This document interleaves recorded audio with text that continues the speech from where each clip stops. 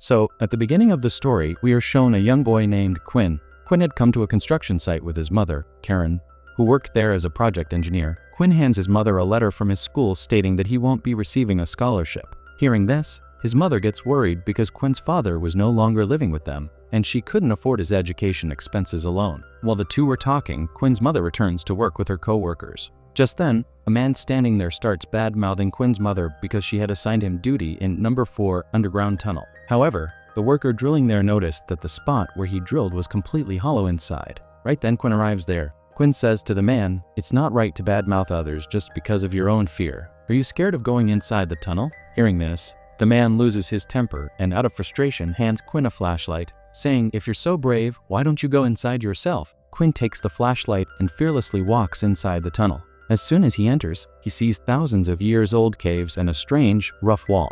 The moment he touches that surface, some embers and flames fall upon it. When Quinn looks up, his soul trembles. What he thought was a wall was not a wall at all, but the body of a gigantic dragon. It was in hibernation, but now it had awakened. Dragon spit lands on Quinn's face, causing an infection, and he runs toward the outside in a panic. Once outside, Quinn frantically screams to his mother and the rest of the workers, telling them there is a massive dragon inside the tunnel. His mother believes his words, but the other workers make fun of him and ignore the warning, charging straight into the tunnel. And then, what was feared happens. The dragon spews a terrifying blast of fire from its mouth, obliterating all those workers right then and there. Fire now begins erupting out of the tunnel. Quinn rushes toward the elevator with his mother so they can reach the surface safely, but the gigantic dragon flaps its massive wings, flies into the air, and attacks the very elevator. Quinn somehow survives the attack, but his mother loses her life while saving her son. No one except Quinn survives this horrific disaster. The story doesn't end here. Gradually, the population of these dragons grows, and they spread across the entire world.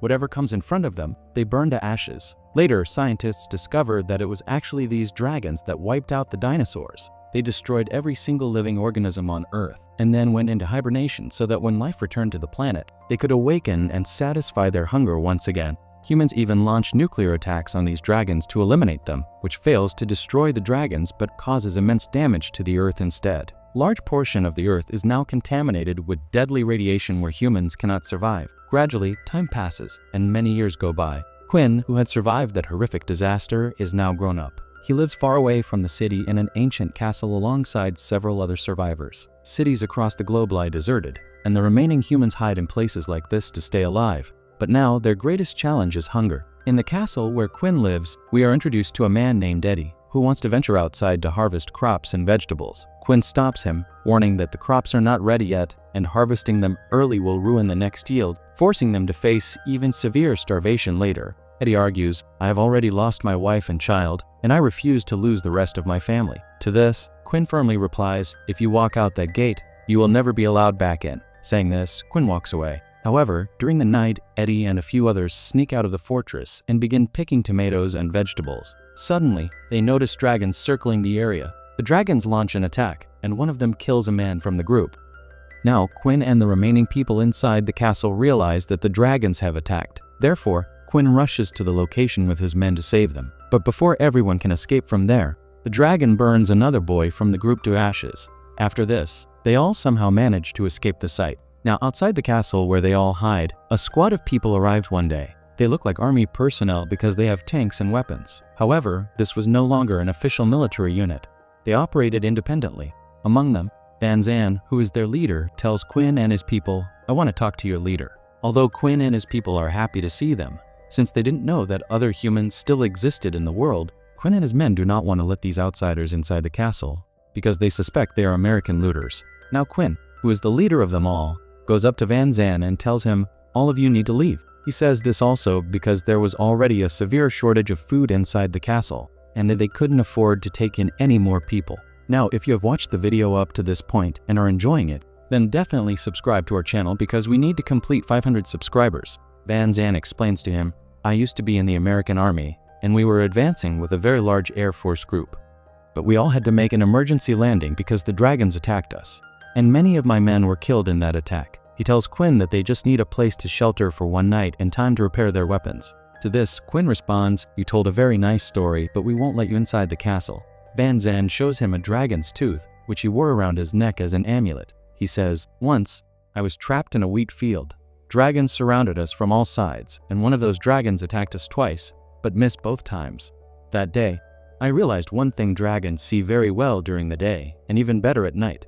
But during the twilight hours between day and night, dragons can't see clearly at all. That's when I hunted that dragon. Now, Quinn asks in surprise, so you hunt dragons? He replies, yes. After this, Quinn grants them permission to come inside. There is also a girl in their group named Alex, who is a fearless pilot.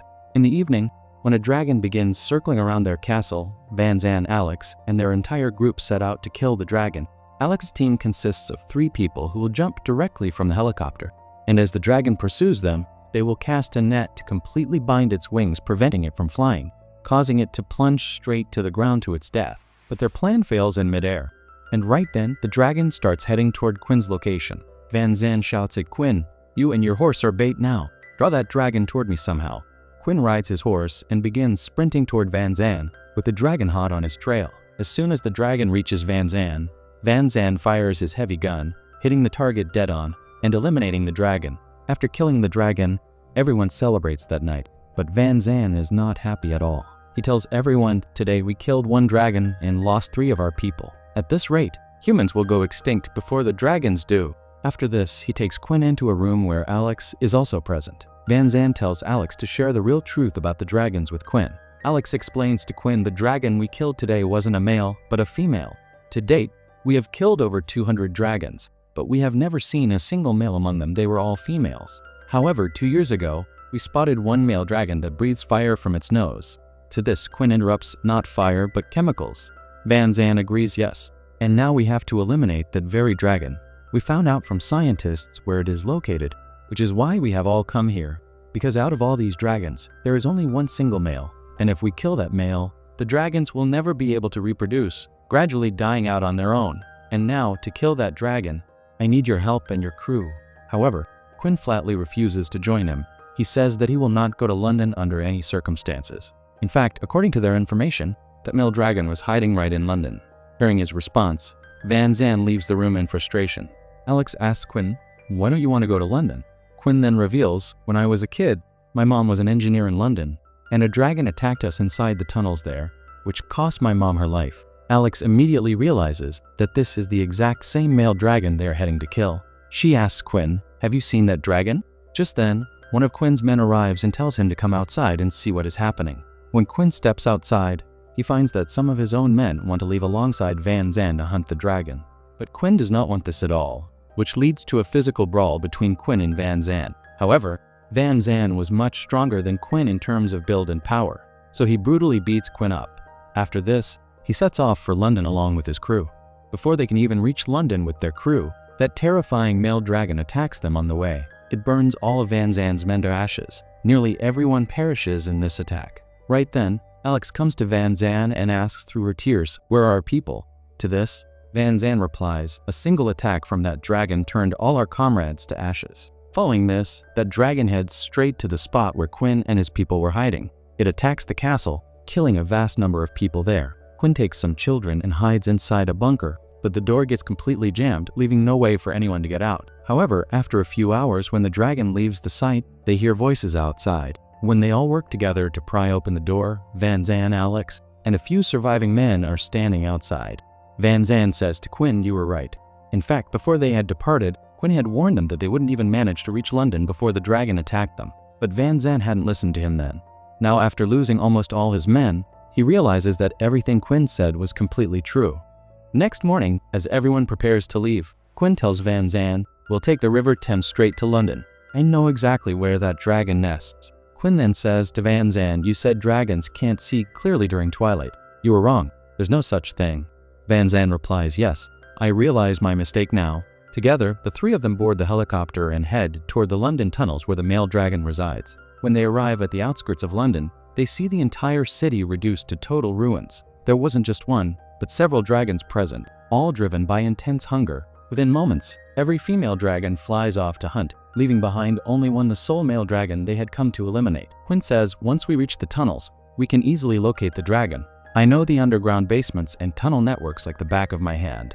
The 3 begin advancing toward the dragon and make it right to the edge of the tunnel where the dragon had made its lair. Van Zan explains his plan to Quinn and Alex. He shows them an arrow fitted with a highly explosive bomb on its tip. He says, "The moment the dragon opens its mouth to breathe fire, I will fire this arrow straight into its throat, causing a massive explosion that will blow the dragon to pieces."